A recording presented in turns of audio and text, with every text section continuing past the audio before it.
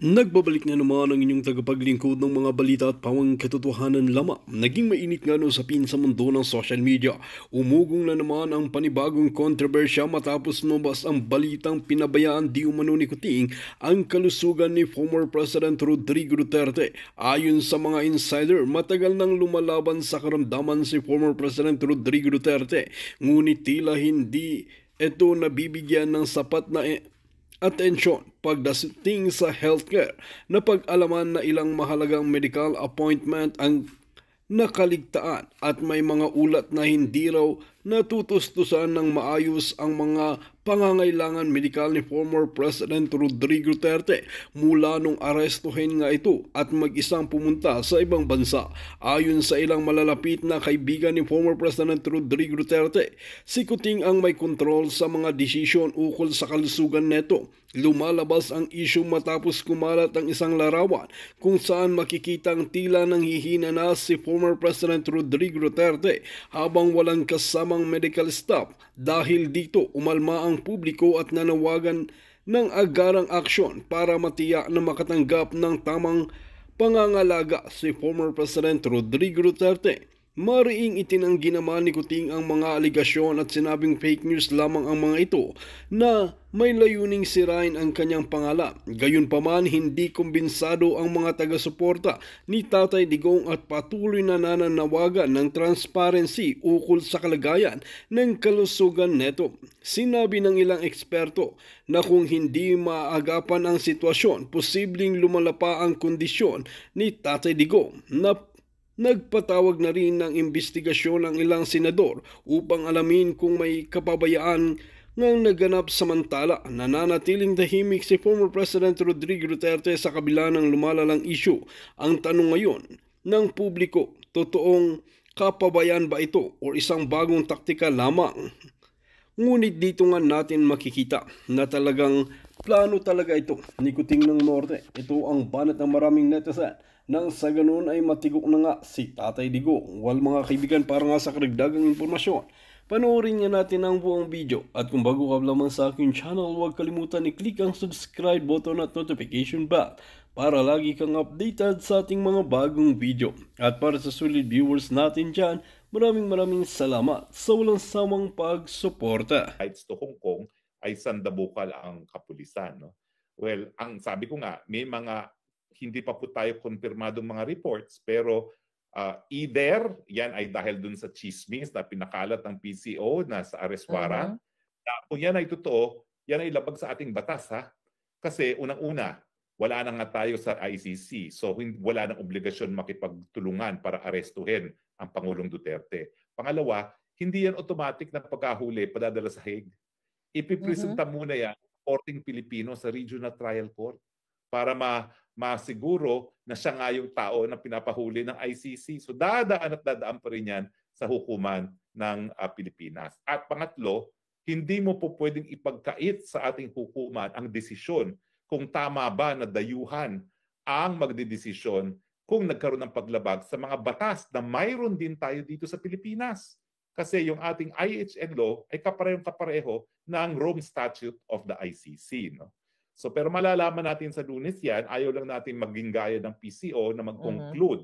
Damat, may mga reports tayong nakukuha na ang report nga, bagamat wala pang konfirmasyon kasi di pa nakikita yung warrant of arrest na yan, wala pa nakakakita dyan. No? I emphasize, wala pa nakakakita na yan. Wala. Daw sa isang lokal na kaso for incitement to sedition. Na nakapagtataka naman kung yan ang dahilan kasi hindi pa dumadaan sa proseso ng preliminary investigation. Lahat ng akusado sa criminal cases dapat dumaan sa preliminary investigation. No? Pero hindi makakaila ngayon, sandamukal ngayon ng mga kapulisan dyan sa ating mga airports na pwedeng pagdaanan ni dating Presidente Rodrigo Roa Duterte pagkagaling sa kanyang biyahe dyan sa Hong Kong. Folks, Ana. Yeah. Ay, Ana. Ang ano ko nga dyan is ganito. Una, kanina kasi may kausap ako. Tinatanong ko kung ano, kasi kami naman ni Spokes nag-usap. Tapos sabi ko nga sa kanya, may balita na ganito. Tapos tinanong ko rin yung isang friend ko na nasa Pilipinas. Sabi ko, ano ba ang balita dito? Sabi ko, ito ba'y totoo? Sinong nagpapakalat nito? Tapos yun nga, in-inform ako ng kaibigan ko na yun nga, ang PCO secretary pa nga daw ang nagpakalat ng fake news na yan na ICC. Ika nga daw, may pending arrest or parang may balita na may pending arrest from ICC si PRRD. Sabi ko, bakit hindi naman pala sigurado yung balita na yan? Bakit ang government ang naglalabas niyan? Di ba yun nga sinasabi nila, the government is committed daw ni Marcos Jr. sa mga fake news, nagkakaroon ka ng TRICOM hearing dahil nga sa fake news. But look, it's the PCO secretary ang naglalabas di siguradong information. If they're not sure, they should not let it out kasi nakakahiya naman. Mahilig sila sa chismis. Intriga yan at chismis So sabi ko sa kaibigan ko, unreliable yung kaibigan ko, sabi ko sa kanya, really? Oo. Sabi na, naglalabas. Saan ka naman nakahanap, sabi ng kaibigan ko, ng isang gobyerno na naglalabas ng information na hindi verified at hindi pa tama at fake, bordering to fake news. Sabi ko, what do you expect from this government? So nakakainis sa yun, pero spokes, nakinig ako kanina pala sa iyo doon sa iyong live. Ang sinasabi mo nga, may tatlong sources mo ang parang may sinabi na may parang warrant of arrest daw para kay FPRRD. Sedition naman, inciting to sedition. Pero sabi ko, bakit walang kaso? Kasi alam naman, wala naman, I don't know. Sinabi ko yung kanina, no? Nagdududa ako dyan kasi hindi dumaan sa preliminary investigation. Kasi ang hindi na dumadaan sa preliminary investigation, yung mga wala ng kulong, gaya ng BP22, yan, diretso na yan sa hukuman. Pero ang libel na wala na rin kulong, dumadaan pa rin sa preliminary investigation, kapareho yan ng incitement to sedition na dapat meron pang preliminary investigation. Except na lang kung nagtanim kaso sila na nagbigay sila ng gayang ginawa nila kay Maharlika na fake address. At di nagpadala ng complaint doon sa fake address at hindi sumagot, kaya nagkaroon ng kaso, no? So, pero ngayon wala talagang linaw, no? Kaya nga ini-emphasize ko, tatlong sources lang yan nagsasabi hanggang di natin nakikita yung warrant of arrest, hindi natin alam kung ano talaga ang katotohanan diyan. Yun nga yung sinasabi ko, spokes. Ano ba talaga ang katotohanan dito, fake news ba to? Kasi may nakita akong mga photos na pinadala ng isa nating kaibigan na parang may, yung mga yung parang mga PNP and some members ata ng AFP, parang around 7,000, quote-unquote, pero hindi natin sure kung totoo ito Ito'y lumalabas na ino-organize at nagbabantay sa mga airports para sa pagbalik ni PRRD sa Pilipinas. Kasi nga, sandali lang, linawin natin sa ating mga kababayan. Pumunta po si PRRD sa Hong Kong hindi dahil tumatakas siya for anything. Nasa Hong Kong siya kasi mayroon doong rally ang PDP laban at andun yung mga tumatakbong senador ng PDP. I know the PDP. Rally siya ng KOJC na inimbitahan ang mga kandidato ng PDP laban. Pero yan ay Thanksgiving na pamumuno ni PRRD. Nandun si BP Sara para pasalamatan ng KOJC, andun din si PRRD para din magpasalamat siguro sa KOJC. At the same time, in-invite ang 6 ata na mga PDP senatoriables. Andun din ata si yung kanilang presidente ng PDP, si Padilla, si Ruben Padilla, si senator.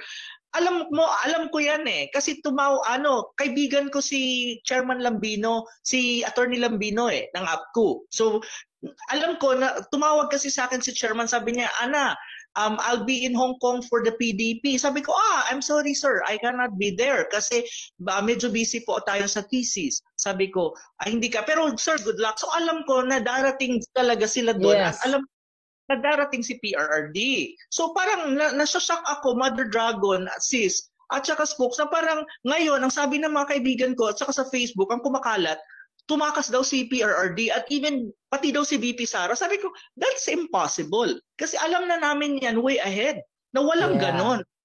Sabi ko, alam mo, nagpapakalat dyan, mga taga-kabilang parlor. Yes, funded ni Lisa yan. Tawagin na lang natin siyang PCO secretary. Oo.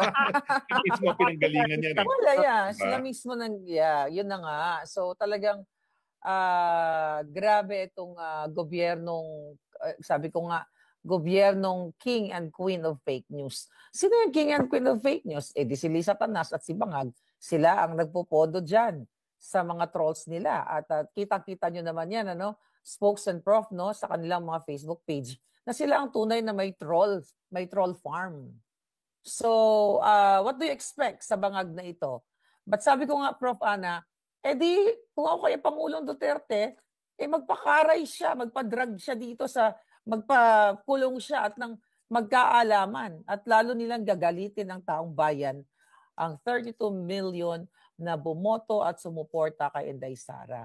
So tignan natin, malay mo, ito na nga ang inadya ng Diyos na, Duterte, PRRD, kailangan mo munang magsakripisyo para magising ang taong bayan. Yan lang yung view ko dyan.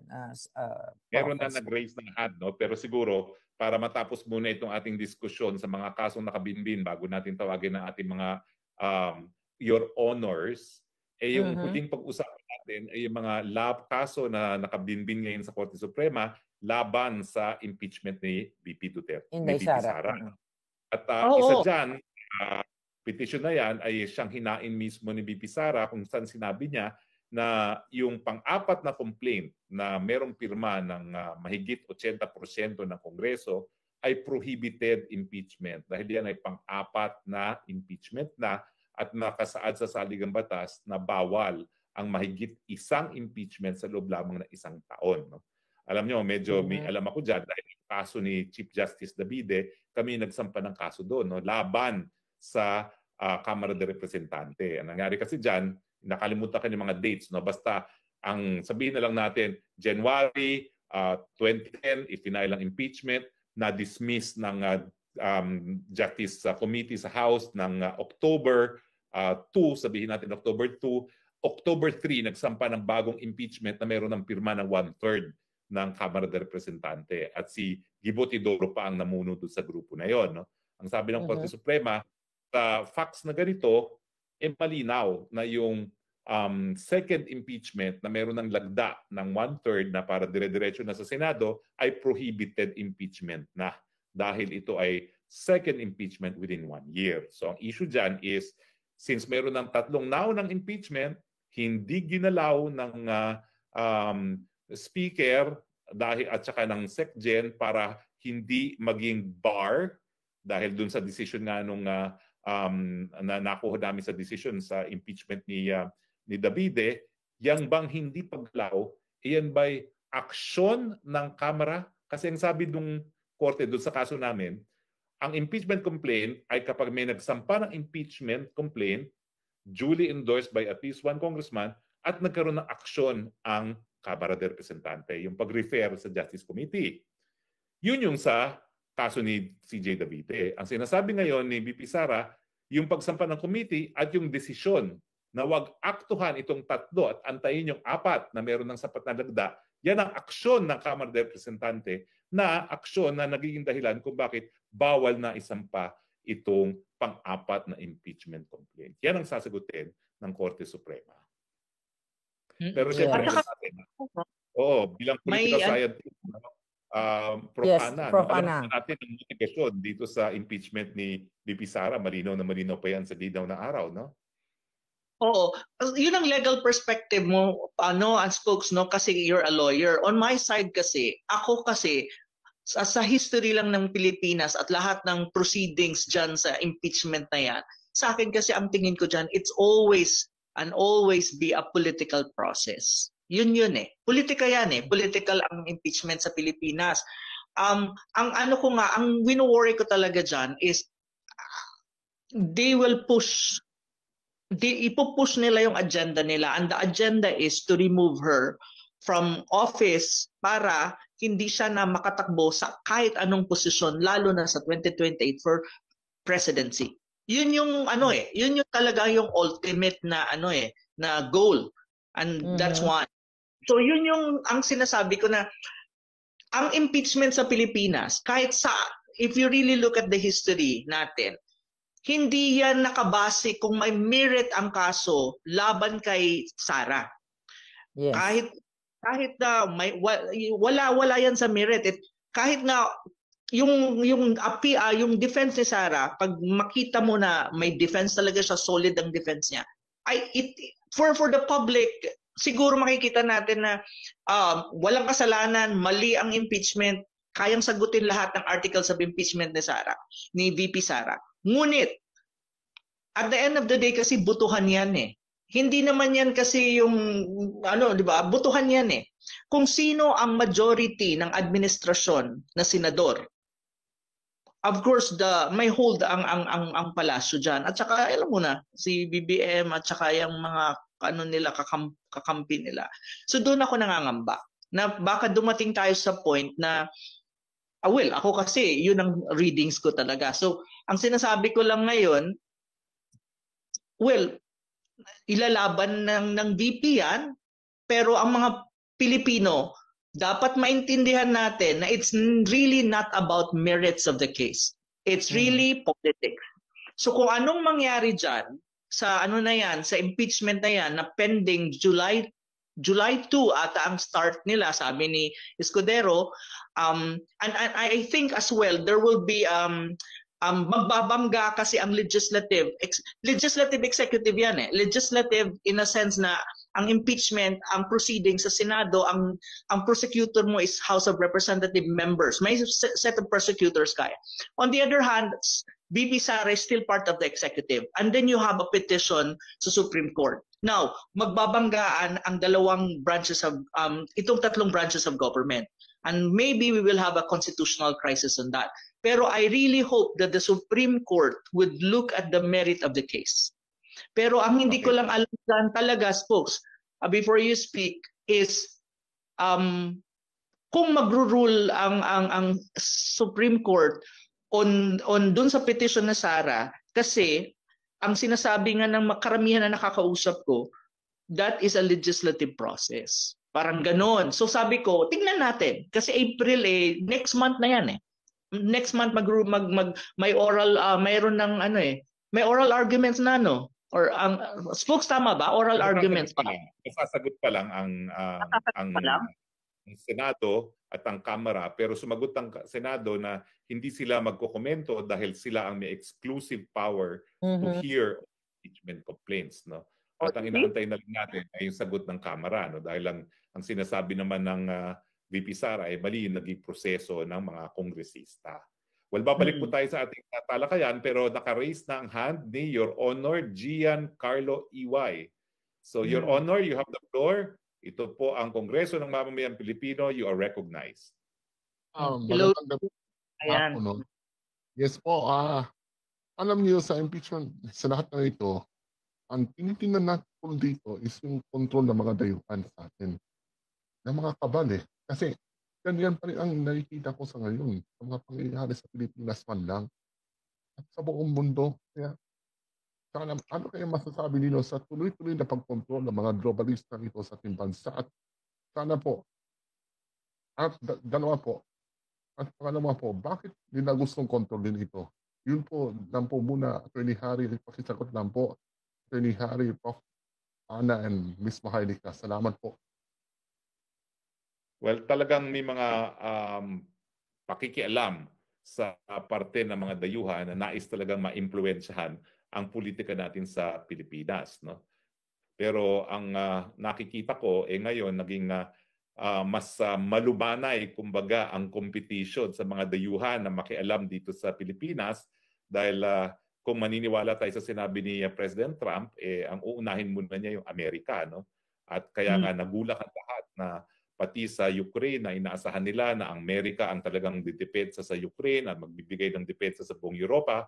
Ang sabi ni President Trump, hindi. Ayaw na namin na kami ang magsusuporta ng giyera na yan at kami ngayon ay nagpipilit na kinakailangan magkaroon na ng kapayapaan at ang kinausap na nila ay yung Russia, hindi yung Ukraine, no? Para hindi kasali sa usapan ang Ukraine sa usapin ng kapayapaan na nagpapakita na talagang ayaw na ni Trump, no? Nagbago talaga. Kahit sinong tanongin mo commentator, nagbago talaga American foreign policy at hindi na nila aakuin ang pagdepensa sa Europa. Sabi ni Trump, bakit nga namin gagawin yan? Ang yayaman nyo naman. Kasing yaman kayo ng Amerika, marami sa inyo mas mayaman pa sa Amerika, ba't hindi kayo gumastos para sa sarili ninyong depensa? Pero dito sa Pilipinas, nandyan pa rin yan, no? Dahil hindi natin mababagong kasaysayan na tayo naging colony, no? Tayo sinakop ng Amerika sa pamamagitan ng pinakamadugong digmaan sa kasaysayan natin sa buong daigdig, ang Philippine-American War, no? Na talaga namang karumal-dumal na krimen na pinagbabawal ng batas international humanitarian law, no? Ang dinanas ng mga Pilipinong mandirigma sa kamay ng mga Amerikano. At yan ang isang dahilan kung bakit ako nga ay patuloy na humahanga kay Presidente Duterte, kasi siya lang talaga yung presidente na nagbalik tanaw sa tamang kasaysayan ng Pilipinas, na ang mga Amerika ay talagang naging kalaban ng Pilipinas sa pinakamadugong digmaan sa buong daigdig at hindi naging kaibigan. Maraming salamat sa iyong komento, Salamat. Gian. No? Gian. Thank you, Yung Gian. ating mga technical, baka pwede natin i-flash sa screen yung page ng Zoom kung saan po pwedeng pumasok yung nais magkomento sa ating talakayan ngayon, kasi ang dami na natin na pag-usapan. Parang konti ang mga Your Honor in the floor ngayon, no? In the floor of Congress, no? Baka naman so kailangan natin. Sige. Send ko dito sa Facebook. Na ipadala yung link para makapasok sila at ilagay natin sa mga screen na sa page mo, Maharlika, sa page ko, sa page mo, Prof. Ana, at saka sa mga YouTube natin, para sila ay makapasok sa YouTube at makasali sa ating talakayan. Comment ko. Tuti natin yan. Gusto mo bang madinig, Cecilio? Dahil kanina ka pa nakikinig. Para sa inyo itong programang ito, para marinig ang boses ng taong bayan. Anong say mo sa daming issue ngayon na pinag-usapan na natin? Go ahead, Cecilio. Oo, mag-unmute ka, Cecilio. Okay na. Go ahead po. Ano lang talaga ako. Cecilio, bago ko magsalita, gusto ko lang panawagan sa ating mga nanonood. Nandiyan na po sa comment section ang link sa lahat ng gustong maging kabahagi nitong Kongreso ng Mamamayan. Nandiyan na ang link, so pasok lang po kayo ng bonggang-bongga. Pasok na. Nasasarapan na ako makikinig. Mas maganda makikinig kaysa palaging nagsasalita. Last time nung hindi ako nandito naging speaker si Badoy, hindi ako nakapasok sa iba na kasi ang ng mga retired. Meron sana akong kay Badoy, pero wala siya ngayon. Okay lang. Tungkol sa yung nangyayari ngayon sa parang April 1, April ba yun, sa kuan ng hearing sa Supreme Court. PhilHealth. Sa Vice-Cam. Yun ang kuan ko sa PhilHealth dahil nung umuwi ako 2022,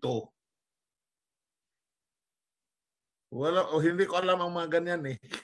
So ngayon parang nakuan ko nag-grasp na ako ng magandang mga idea na mali pala talaga sa ang kamali diyan ang local government eh. Hindi nila inaano sa inano yung Universal Act, Universal Law, tapos kuan yung center, Consulta Center. Gusto lang nila itago palagi ang pera sa mga local, sa LGUs. In fact, pag-uwi ko noong May 2022, ang kababayan ko doon sa maliit na bayan namin, diyan sa Mindanao, may mga nagpipirma at more or less 200 senior citizen na yung ibinigay ni Digong during his time na para hindi matamaan ang mga senior citizen sa implementation sa train law, binibigyan niya ng 2018, 2019 at 2020 ng unconditional cash transfer. Nung dumating ako 2022, may lumapit sa akin, Cecilio, mayroon magpirma na more than 200 senior citizen, hindi sila natanggap ngayon ang 2019 saka 2020. So, ang ginawa ko, yung kaibigan ko na lawyer, pinagawa ko siya ng complaint. Sabi, anong gagawin mo, Cecilio? Sabi ko, alam mo namang hindi hindi ko matatanggap ang ganito. Matagal-tagal kasi ako nakauwi din niyan sa Pilipinas. Kaya ginawa ng barkada ko na lawyer, dumiretso ka agad ako sa head office. Sabi niya, ba't diretso ka doon? Sabi ko, matagal na yan. Under sa budget laws, kasi naging budget officer din ako under the office of the president way back 1988 to 92. Sabi ko, pag hindi na-implement yan within 1 year, dapat i-revert yan doon sa central office. So doon ako magpunta sa central office. More than 2 years na eh. Nakausap ko, pagpunta ko doon, nakausap ko si Undersecretary Irene Dumlao. Sabi niya sa akin, what will you get from this, Mr. Javier? Sabi ko, nothing, but it's long overdue. Dapat ibinigay niyo yan. Ano pang ginagawa ng mga tao ninyo doon sa Juan? Sabi niya, sige, ganito. Binigyan niya ako ng referral. Tapos pumunta din ako sa PAO, Public Attorney's Office, kasi sabi ko sa kaibigan kong lawyer na hindi siya makatulong dahil naging judge na siya ngayon. Sabi ko sa kanya, kaso ako na mismo ang file ng kaso sa DSWD. So pag binigyan ako ng lawyer sa PAO doon sa Region 13, dahil Region 13 ako, Mindanao. Pagpunta ko doon sa opisina ng lawyer ng PAO, sabi ng taga-PAO, pwede nating madaan ito sa diplomatic approach, Silio. Sabi ko, tawagan mo sila. Wala akong problema doon, pero this is long overdue. Dapat natanggap na ito ng mga tao. So, natanggap mo ba ng mga tao? So, natanggap ba? Finally, natanggap ba ng mga tao? Actually, yung ang natanggap nila seniors? kasi pagka 2023, nag-attend sa reunion naming naging scholar din ako sa Department of Trade and Industry way back 1979.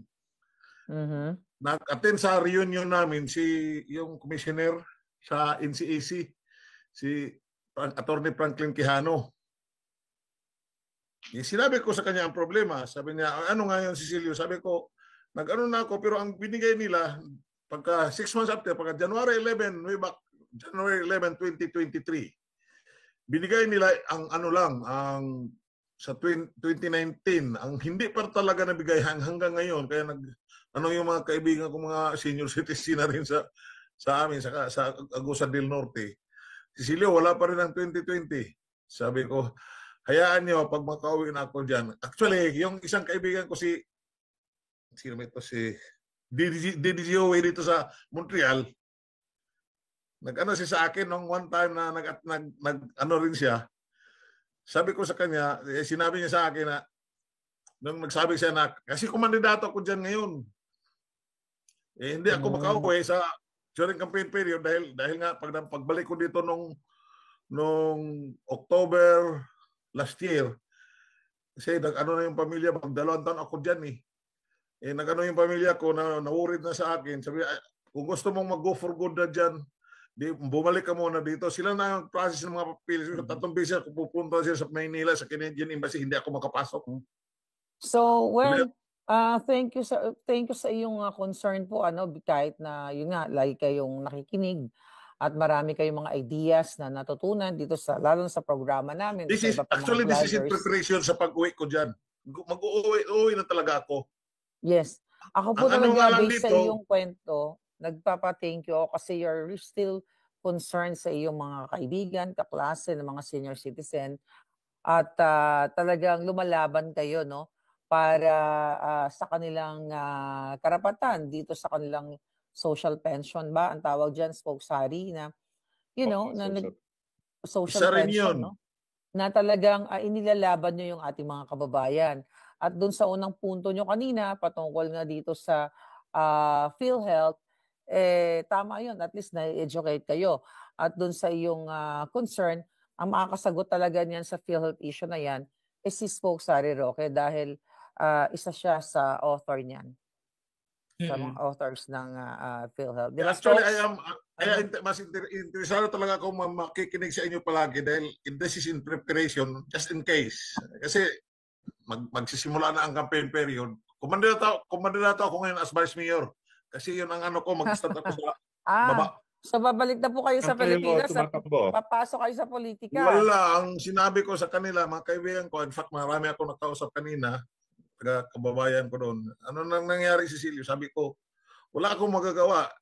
Hindi papayag ang pamilya ko dito. Uwi ako with marami pa, may series of appointment ako sa doktor hanggang May 28. Sabi ko, most likely, nandyan ako, mga Jonah. Tapos na. Sabi ko, wala problema. Kayo ang ginagawa ko. Nag-ano ako ng mga bagong leaders, mga bata. Kaya gusto ko mga bata. Kung gusto niyo manalo ako, and if you want change, then change yourself. Ganun lang yun.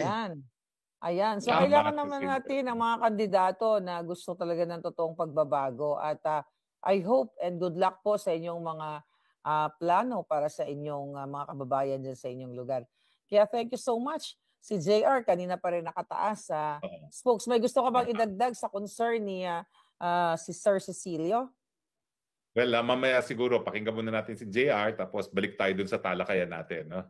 All right. So, thank you, Sir Cecilio Javier. JR, yes, open your cam and unmute yourself, please. Si JR, JR. JR. Okay. Yun. Okay. So, bago Si pumasok Regina si JR. Fernandez. Ayan. Ayan. Kasi, si JR. Good evening.